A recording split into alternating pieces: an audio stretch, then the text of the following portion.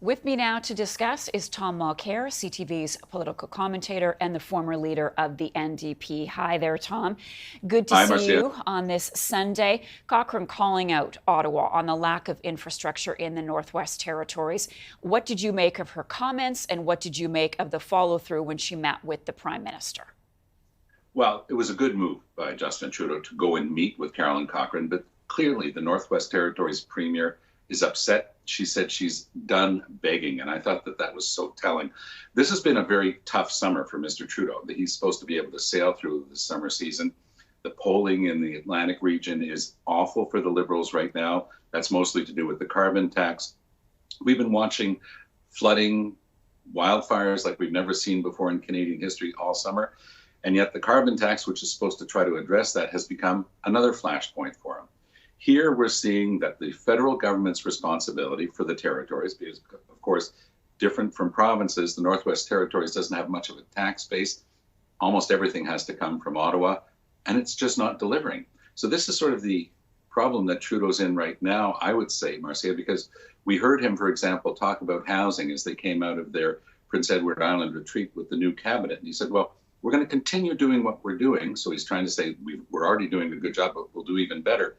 But that doesn't work anymore. And that's where Caroline Cochrane's plea is so prescient. It's what Trudeau has to try to deal with. People who are fed up with being told that they're going to get to it, not the Liberal Party, they're will get to it party. And then things start to happen that shows that they haven't gotten anything done. We've talked about climate change with Trudeau for 8 years, but we still have an abysmal record. And now that the tax is finally kicking in, it's coming back at Trudeau, even though people understand that climate change is a reality that Canada has to do its share to combat. So in that vein, I was looking at the readout that was put out by the federal government following the meeting with Cochrane. Yeah. And, you know, they said that they would continue to work and support the territory. But, Tom, there was nothing really concrete in terms of promises for the future. Should Cochrane have expected more? She had every right to expect more, and the Northwest Territories absolutely need and deserve more. It is a primary federal government responsibility. Look what we saw, though, with regard to housing. It was the exact same thing. Trudeau saying, oh, we're going to continue doing what we're doing. Oh, we're going to continue helping the Northwest Territories. No, you're not. You haven't gotten the job done. They didn't have the resources to help combat these fires properly.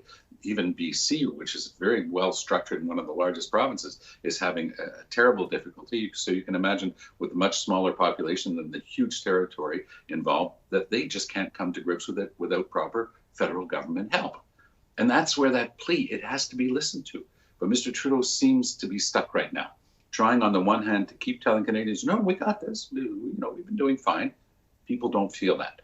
The most recent polling and the aggregate of all of those polls shows that the Conservatives have now moved into majority territory. We've known for most of the summer that the Conservatives would defeat the Liberals in an upcoming election, but now the Conservatives are actually looking at a solid majority if and when they get to take on Trudeau's Liberals. So it's a disturbing situation for Trudeau. He's not used to it. He's used to just being able to sail through things and sort of rise above it and give people a good feeling about it.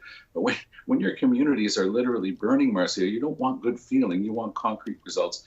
And that's where the Trudeau Liberals have consistently fallen short. So, Tom, if you're Pierre Poilievre, the leader of the opposition, what do you do at this time then? You push, but you don't try to take advantage of it. You don't try to profit from it, because otherwise you're lacking empathy and you're turning it just into another political tool. I think that the way Poilievre has been going at things this summer is quite interesting. He's softened his tone. You and I have had a chance to discuss how he's even changed how he dresses, and literally the tone of his voice. You know, it's less that scratchy thing that we used to always get, where he was always needling people all the time. He's toned that down quite a bit. His lines are very good. He's preparing, and he's done a lot of work. Trudeau doesn't seem to have an answer for Poilievre, is the best way I could sum it up. Poilievre is out there pushing themes that are important to Canadians, especially one of the big surprises for Trudeau is to see so many young people expressing support for Pierre Poilievre's Conservatives. I mean, they're supposed to be an anathema for young people. How could you possibly support this guy? And Trudeau went on and on about that in Charlottetown, saying, oh, this isn't leadership getting people angry, but it's leadership is understanding why people are angry and trying to answer it, which is where Mr. Trudeau seems to have no answers right now, because he's still trying to convince himself and Canadians that he's done a great job for 8 years, and Canadians are really starting to tell him, no, you haven't. Tom Mulcair, CTV's political commentator and the former leader of the NDP. Thanks so much for that. We'll see you again later this week.